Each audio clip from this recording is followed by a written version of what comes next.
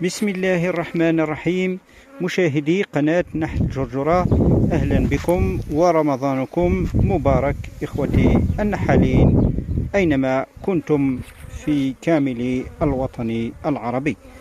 إذن اليوم نراقب الخلية ذات ملكتين ونتابع سلسلة الكشف عن هذه الخلية الغريبة. إذن خلية قلنا في الأول أنها خلية غريبة وكانت ضعيفة. اليوم أراقبها معكم إخوتي النحالين. لاحظ كيف أصبحت تبيض الإطارات. إذن هذا دليل على أنها تريد التوسع. إذن نكشف عليها اليوم ونرى الملكتين كيف تعملان داخل الخلية ونتابع إخوتي النحل.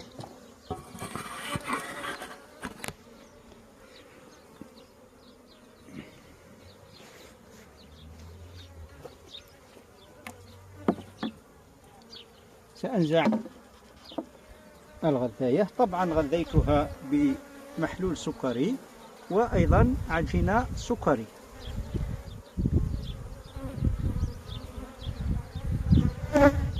سأدخن عليها قليلا كي يهدأ.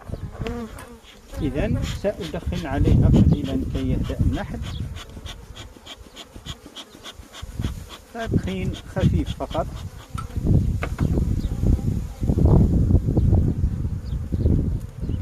الإطار الأول مخزون وحبوب اللقاح، يعني مخزون عسل وحبوب اللقاح.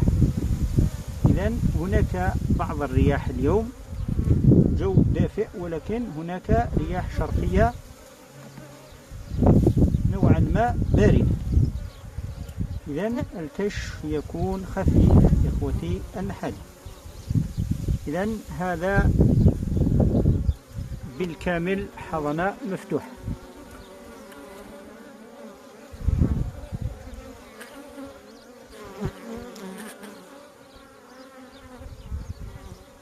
من هذه الجهة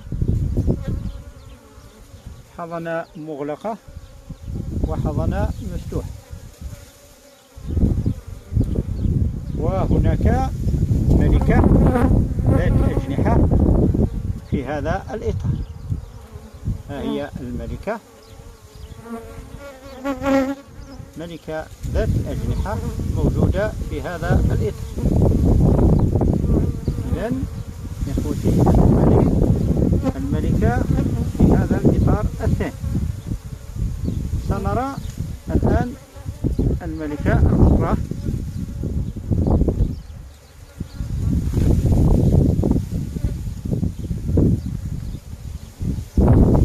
بسم الله ما شاء الله. إذن حضنة مغلقة بالكامل، إطار. انظر كيف تطورت الخلية. من هذه الجهة أيضا إطار حضنة مغلقة بالكامل. انظر إخوتي النحالين كيف تطورت هذه الخلية.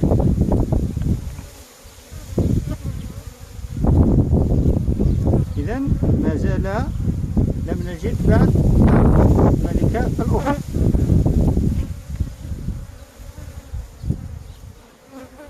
الإطار الأخير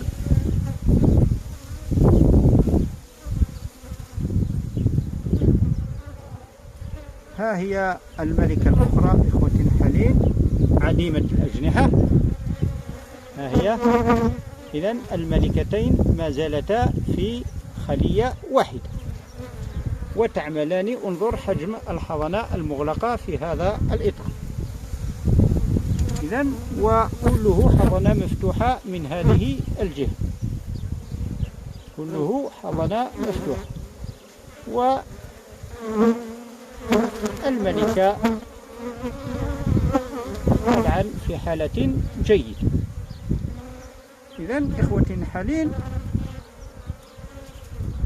الخلية من هذه الجهة أيضا الإطار الأخير كله حضن إخوة حلين، وكأن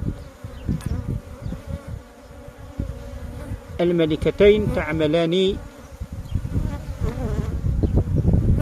كل ملكة تعمل في جهة معينة.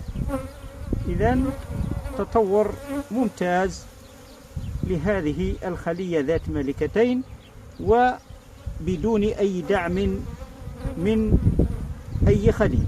إذن لم أقم بدعمها بإطارات حضن مغلق. إذن وسأتركها هكذا تتطور، وسنرى النتيجة عندما تكون مجيشة الخلية. إذن سنرى كيف ستتعامل الملكتين عندما تكون الخلية ممتلئة. إذن إخوة حلين، هذه الخلية غريبة نوعا ما بملكتين وتعملان مع بعض في نفس الخلية دون أي مشكل. إذن إخوة حلين، شاركت معكم هذه المعلومات وأيضا هذه الحالة الغريبة في عالم النحل.